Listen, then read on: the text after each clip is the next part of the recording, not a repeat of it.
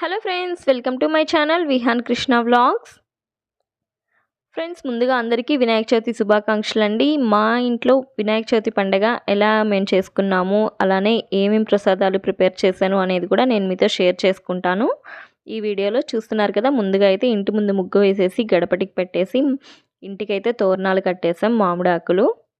బెంగళూరులో అయితే ఈ మామిడాకులు 20 రూపీస్కి 5 ఇచ్చారనమాట. సో వాటిల్నే మేము తీసుకొచ్చి కట్టుకున్నాము. ఏదైనా సరే బెంగళూరులో మనకి విలేజ్లో అయితే ఏదైనా వెళ్ళి కోసుకొచ్చుకోవచ్చు. బట్ బెంగళూరులో ప్రతిదీ కొనాల్సిందే, గడ్డి దగ్గర నుంచి మామిడాకులు, అరిటాకు అన్నీ. ఒక్క అరిటాకు 20 రూపీస్ అండి. సో నేనైతే ముందుగా పాయసం చేసేస్తున్నాను. నేను ఎప్పుడైనా కూడా పాయసం బెల్లంతోనే చేస్తాము. చక్కెరతో మానేసి అసలు ఎన్నో రోజులైపోయింది. సో ముందుగా అయితే పాయసం ప్రిపేర్ చేసి పక్కన పెట్టేస్తున్నాను. ఫైనల్గా నెయ్యి వేసేసి ఆ తర్వాత అయితే పూర్ణాలు. ఇవైతే మా ఇంట్లో చాలా స్పెషల్ అండి, ఎందుకంటే పాకం పట్టి చేస్తాము. ఇది నేను మా అక్క దగ్గర నేర్చుకున్నాను, ఈ పూర్ణాలు ఎలా చేయాలి అనేసి. ఎందుకంటే నార్మల్గా పప్పు బెల్లం కలిపి చేస్తే మనకి ఈవినింగ్కే స్మెల్ వచ్చేస్తాయి. సో పాకం బట్టి చేస్తే మనకి ఎక్కువ రోజులు ఉంటాయి, 3-4 డేస్ పైనే ఉంటాయి. బయటే ఉన్నా కూడా అసలు స్మెల్ అనేదే రాదు. సో నెక్స్ట్ అయితే పూర్ణాలు చేసి నేనైతే పక్కన పెట్టేస్తున్నాను. పూర్ణాలు ఎలా చేయాలనేది వీడియో కూడా ఫుల్ వీడియో నేను మీకు షేర్ చేస్తానండి తొందరలో మన ఛానల్లో.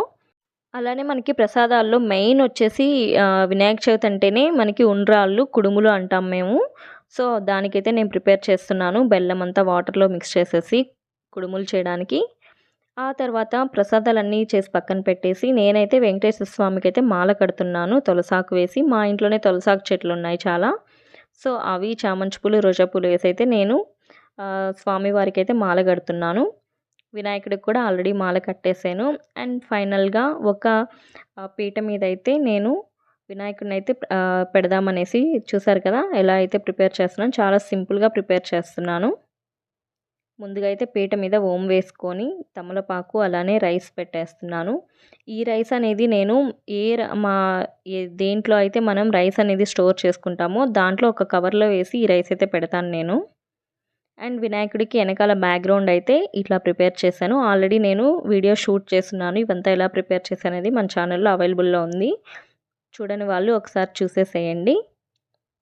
అండ్ ఫైనల్గా ప్రసాదాలు, ఫ్రూట్స్, వెజిటేబుల్స్ అన్నీ తీసుకొచ్చేసి వినాయకుడికి అయితే మేము పెట్టేసుకున్నామండి. పూజ అంతా కూడా అయిపోయింది. అసలు వినాయకుడైతే ఎంత బాగున్నాడో, అసలు తీస్తుంటే అయితే అసలు మనసొప్పలేదు, వినాయకుడిని తీయాలి అనిపించలేదు మాకైతే. అంత బాగా అనిపించింది ఈసారి వినాయకుడిని. అందులో మేము ప్రతిసారి ఏంటంటే పసుపుతో చేస్తాను, ఈసారి పసుపుతో చేయకుండా ఎందుకో బయటకు వెళ్తే మట్టి వినాయకుడు చూడంగానే నచ్చింది. సో వెంటనే తీసుకొని వచ్చేసాను నేనైతే. మేమైతే ఇదే ఫస్ట్ టైం మట్టి వినాయకుడిని పెట్టడము. నేను ఆల్మోస్ట్ ఒక 3 ఇయర్స్ నుంచి బెంగళూరులో ఫ్యామిలీ పెట్టినప్పటి నుంచి నేను పసుపుతోనే ప్రిపేర్ చేస్తున్నాను ఇంట్లోనే. ఆ వీడియో కూడా నేను పోస్ట్ చేస్తున్నాను. ఈసారి ఎందుకో మట్టి వినాయకుడు చూడంగానే బాగా నచ్చాడు, అందుకనేసి తీసుకొచ్చి పెట్టుకున్నాము. అండ్ ఫైనల్గా ఇంట్లో అయితే చూసారు కదా, ప్రసాదాలన్నీ కూడా నీట్గా ప్రిపేర్ చేసి పెట్టేసుకున్నాను నేనైతే. ముందుగా ఎప్పుడైనా సరే ప్రసాదాలన్నీ చేసిన తర్వాతే పూజ దగ్గరకు వస్తాము, మళ్ళీ ప్రసాదాలు లేట్ అయిపోకుండా. సో మొత్తం మీద ఒక 15 రకాలైతే చేశాను, అన్నం, సాంబార్ అన్నిటితో కలిపి. వినాయకుడికి ఇష్టమైన ఉండ్రాళ్ళు అన్నీ కూడా. పూజ అంతా కూడా కంప్లీట్ అయిపోయిందండి. స్వామివారి అష్టోత్తరం పెట్టుకొని అలానే గరికతో 21 చదివేసుకొని స్వామివారి అష్టోత్తరాలు ఫైనల్గా అయిపోయింది. ఇంకా వినాయకుడిని ఈవినింగ్ 5కి అలా కదిలిచ్చేసి వినాయకుడిని అయితే నిమజ్జనం చేయడానికి వెళ్తున్నాము. కానీ నాకైతే అస్సలు ఇష్టం లేదు, వినాయకుడిని తీయాలంటే అస్సలు మనసొప్పలేదు. అంత బాగా అనిపించింది ఈసారి ఎందుకో. అండ్ మాకు దగ్గరలో ఒక లేక్ అనేది ఉందండి. లాస్ట్ టైం కూడా మేము లాస్ట్ 2 టైమ్స్ నుంచి కూడా వినాయకుడిని ఇక్కడే నిమజ్జనం చేస్తున్నాము. ఈసారి ఏంటంటే చుట్టూ కంచె కట్టేశారు, అందువల్ల ఎక్కువ పోవడానికి లేదనమాట. కొంచెం చుట్టూ తిరిగి వెళ్ళాల్సి వస్తుంది. ఈసారి ఏంటంటే చెట్లు కూడా ఎక్కువ పెరిగిపోయాయి, అట్లా ఎక్కువ మనుషులు తిరగకపోయేసరికి ఇక్కడ ఈవినింగ్ అయితే చాలు ఎక్కువ మంది ఉంటారు అసలు ఇక్కడ, మార్నింగ్ ఈవినింగ్. అండ్ వెళ్ళి నిమజ్జనం చేయడానికి కూడా చాలా కష్టం అయిపోయింది మా హస్బెండ్కి. అంతా కూడా చాలా స్లిప్ అవుతూ ఉంది, వర్షాలు పడి అక్కడంతా బంకమట్టి ఉండేసరికి. సో ఫైనల్గా అయితే వినాయకుడిని నిమజ్జనం చేసేసాము అతి కష్టం మీద.